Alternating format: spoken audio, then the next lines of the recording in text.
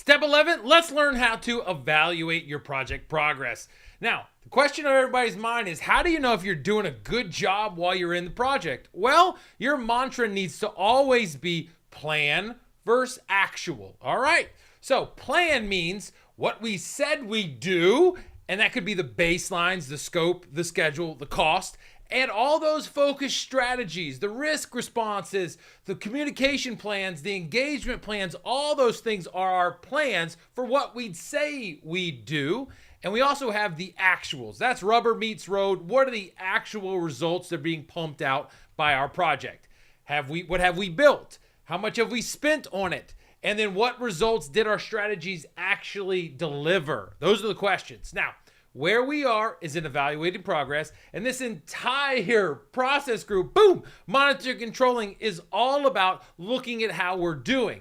Specifically, how are we progressing versus what we said we'd do? Now, you know what that is? That's back there in planning, where we nail down scope, schedule, cost, our plans, our baselines. That's why we did it, so that when we can go into the project, we can evaluate how we're doing. Now, everybody thinks that it's just about scope, schedule, and cost, because that's the big thing about the big questions that you get asked. And that is true. We do worry about the scope. We do worry about the schedule performance. We do worry about cost performance. They're extremely important. But don't forget that as we look down there, the quality, etc., we've got to evaluate the strategies of all those plans. How are our quality strategies working? Are they actually producing the quality that we needed? How about the plan to manage resources? Is it effective? Are people showing up at work? Are they motivated? All those things that happened. How about the communication plans? We looked at each individual person and said, how best can we communicate with them? We devised a strategy. Is it effective? Do they like it? Is it producing the results? I don't know. You got to look into it. That's what this is all about. Same thing with risks. We are constantly putting risks into that funnel and boop, boop, boop, boop, popping out risk response plans. When the risks occur, we put the practices, the risk response plans into place. Did they work? That is super duper double, triple critical that we see that with the actual arrows that we shot in risk response actually hit the bullseye. If not, we got to adjust. We've got to look at our actuals, okay? Also, the procurements. Are we managing the procurements? Are we controlling them at the end? Are they delivering what we ask in the way we ask, and the time we ask? Got to check it out. And lastly, that stakeholder engagement strategy that we had to turn an individual, to move them from, this point, they're just neutral, to leading, whatever it was. Are those effective? Do we need to adjust them? How are we doing? So the question you should ask is, well, how do I get an understanding of my plan versus actual? Well, I'm glad you asked. Plan versus actual, we're trying to drive to an understanding. You're there, I'm there trying to think about how could we do that? Well, we need to do some type of analysis. That's where the learning occurs, through the analysis. So as we go in here, let's just review. We have all those baselines that we nailed down, all the approaches and the plans that we nailed down. That is our plan. Now, the actual is when we get our teams out there, they start churning through the work, they start producing things, all that. And then while we're actually doing the work, we're actually also monitoring it. So we're saying, we're doing work, how's it going? We're doing work, how's it going? Same time, okay? So in there, this analysis that we're going to talk about produces that understanding where you go, aha, this is how we're doing. We're great here, we need help here, etc. That's where we're doing. So let's think about the type of analysis we could do, because there's a lot of different ways we could look at our project to learn something, right? Think about the questions that you get asked or that you ask while you're running a project. That's a great way to understand the analysis. First thing they always ask you, are we ahead or are we behind? How are we doing? That's called variance analysis. Variance is the difference. We said we'd be right here, baseline wise. Are we ahead or behind? Scope and cost. You need to answer that. Also, is our performance getting better or is it getting worse? They call that trend analysis. We want to look at things. As we start to clean them up, the team starts to work better together. We start identifying issues and cleaning them up and getting better. Are we seeing a steady increase in our performance standards? That's what they ask you with trend analysis. Additionally, when we find issues, they ask, what is really causing this issue? When they say that, they say, what's the root cause? So root cause analysis is another thing to indicate, hey, our trend is going down. What's the reason? Root cause analysis helps us there. And then as we get through there and we start to think about ideas and ways to make the project more effective, they say, did you consider all the options to improve? They just want to make sure that you're looking at all the options. That's alternatives analysis. We could do this, we could do that, alternatives analysis.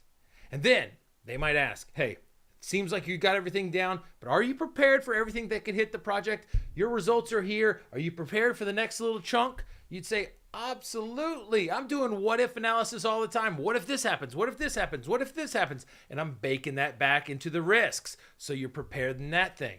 And then also, how much money do we have left to pay for those risks and those issues? That's the thing that they ask, and that is reserve analysis. So all these different analysis types are just different lenses that you might look through to evaluate the condition of your project, okay?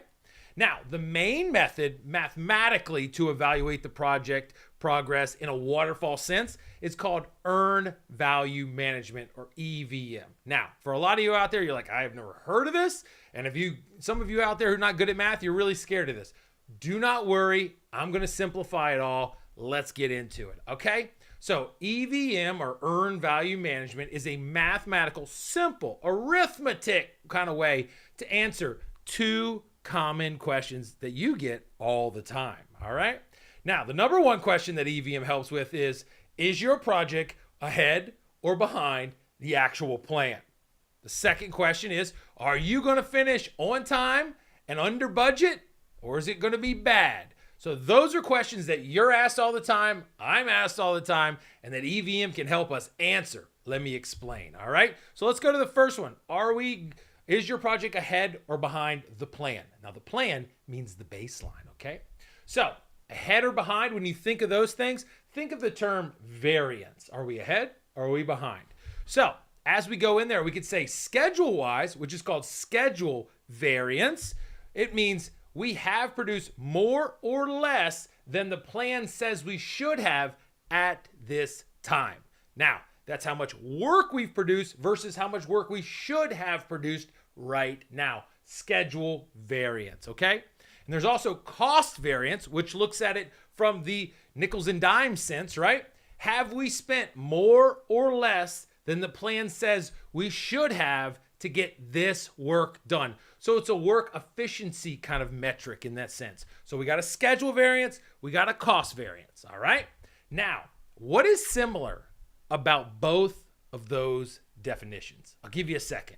What is similar? Well, as we look at it, that section that I put in both definitions, it says the plan says we should have in both of them. So the first one, schedule variance, says, have we produced more or less than the plan says we should have? Have we produced more or less schedule-wise, our production? Now, the cost variance says, have we spent more or less than the plan says we should have to get the work done? So that's the thing. We're looking at the plan. The plan is the baseline. We have to compare against the baseline.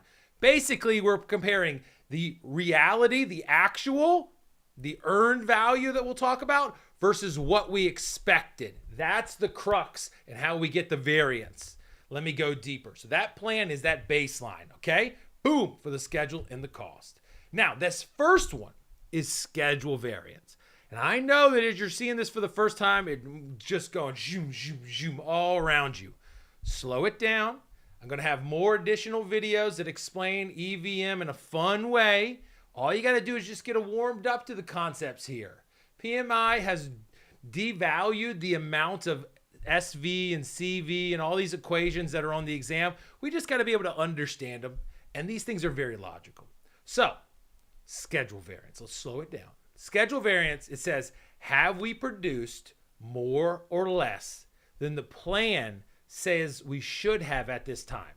So outside of money, have we produced what the schedule says? Says we should be done with this much work. Have we gotten it done? That's all SV says, okay? So in word format, it says, what's the value of what has been done? if you got paid by the piece or you earned by the piece, how many pieces have you got done? What does that total up to? We actually could put them in our hands, what we have done, minus the value that should be done. If we look at the schedule, it says by this time in the schedule, we should have been done with this much. And it's just a value-based comparison. We have completed this much. We should have completed this much. Okay? So in the numeric sense or in the acronym sense, they say earned value, the value of what has been done, minus the planned value, the value of what should have been done today. Okay? So if we throw some numbers in there for fun, say we have delivered $100,000 in project value. We've created a bunch of junk. It's worth $100,000 in terms of the project. Okay? That's our earned value. Now, say at this point in the project, we should have been done with 120. If we have produced 100, but we should have produced 120, is that a good thing or a bad thing? Let's review. We have produced 100. We should have produced 120. That's bad, right? So you get a negative 20,000. That is frowny face. That is bad. A negative SV, schedule variance, is bad. Means we're not keeping up with our schedule. We are behind at this point. So that's bad. Now on the other side, the cost, we can look at the effectiveness of how we use our money in a sense right now up to this point. So CV, or cost variance, is have we spent more or less than the plan says we should have to get the work that we've gotten done? Okay? Just how much you actually did? Are you being effective in getting it done? Or are you burning money while you get the work done? That's what CV says. Now, CV is the value of the work that has been done. Same thing that was in the other equation, remember? Minus how much we have spent to get it done. So how much the value of the work that has been completed, that's earned value, minus what we spent to get that thing done, okay? So let's look at the values. Say the earned value minus the actual cost, money out of our pockets, right? So we use the same earned value, same project. We have produced $100,000 worth of project value. We got junk in our hands worth $100K. And how much did we spend to do it? We only spent $90K. So if we produced $100K worth of value and we only spent $90K, is that good? Yeah, that means we have a positive CV of $10,000. I mean, cost-wise, we're good. Schedule-wise, we're behind schedule. But kind of think about this. Maybe the team is being really fastidious, really thoughtful. There's not a lot of rework. They're slow, I get it, but they're being very thoughtful with how they do the work. They're not breaking things, they're diligent, all those things. So that's the yin and the yang of the game, okay? So, as we summarize this, and don't worry, I got more videos that'll make it easy peasy lemon squeezy, all right? So are we ahead or behind in cost and schedule? It's very simple. Those are the schedule variance and the cost variance numbers, okay? And we know that above 0, smiley face, thumbs up, yeehaw, good, right? Below 0, which is negative, is bad, frowny face, all right? So as long as we can see on the exam, if they give us an SV or a CV, and we say, well, what is it? If it's above 0, yes, good, all right? If it's below 0, bad. If we can recognize that, that's about as good as we got to be, all right? So that's the SV and CV thing, all right? The second question was, are you going to finish on time and under budget?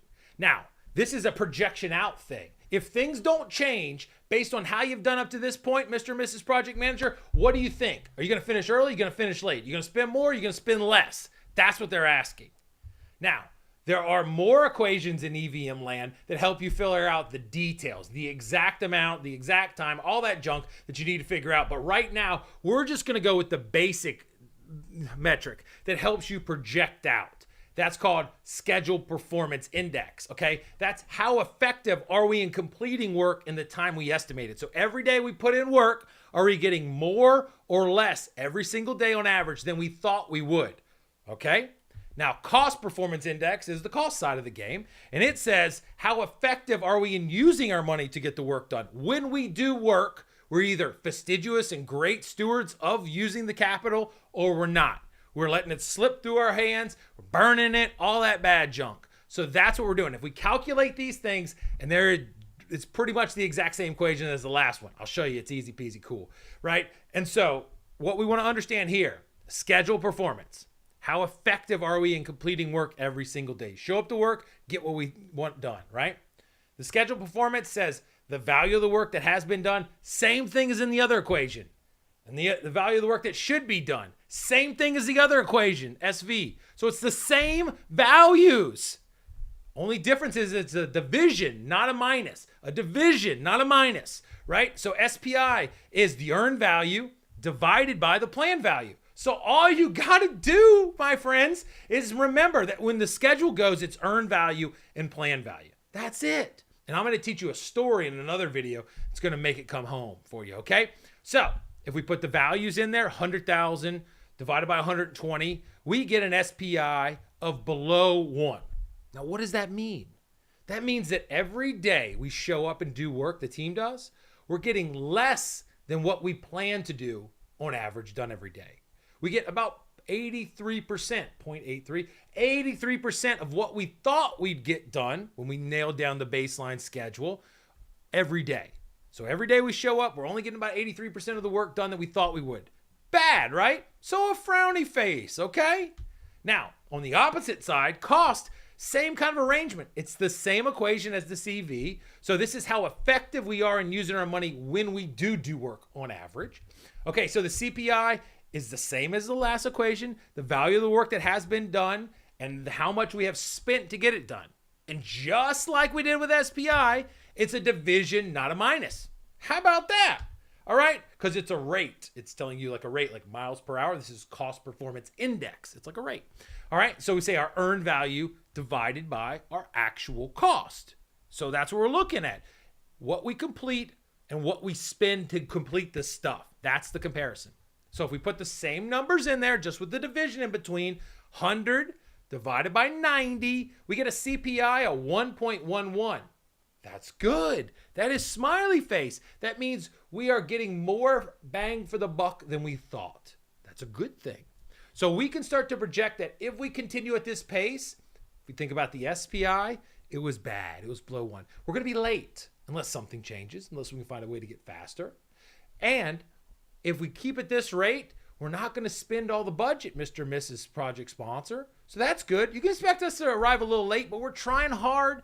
We're doing trend analysis. We're trying to figure out what we can do to speed it up, but we don't want to erode the good things we've done in cost. And conveying that to your sponsors is a really great thing. They're going to be like, thank you for giving me this insight. I see you're a little bit behind. I see you got your eyes on the prize. I see you know what's going on, and I trust in you that you're driving toward a finish line. Yeehaw. Right on. All right. So as we do that, just to summarize the CPI, SPI, that's talking about projecting out, finishing on time, under or over budget. So we got the schedule performance and the cost performance indexes, CPI and SPI, right? And we know that above 1 means good, and below 1 means bad. Now, I got other videos, like little things where I have fun, teach these things and use a story and all that jazz, but we keep it really simple. Because that's all you need for the exam. If you want to know EVM like the back of your hand, I got you. But right now, SV, CV, below 0, bad. SPI, CPI, below 1, bad. If we know that, we're going to do well. So if we think about this, we've talked about how to evaluate the progress. And what's our mantra? Say it with me now. Plan versus actual. And we use those different lenses to analyze. We get an understanding. If we make some changes, put it through the change request, and we get better. So our next step is to talk about change, right? Managing change effectively. So jump into step 12, and I'll see you over there.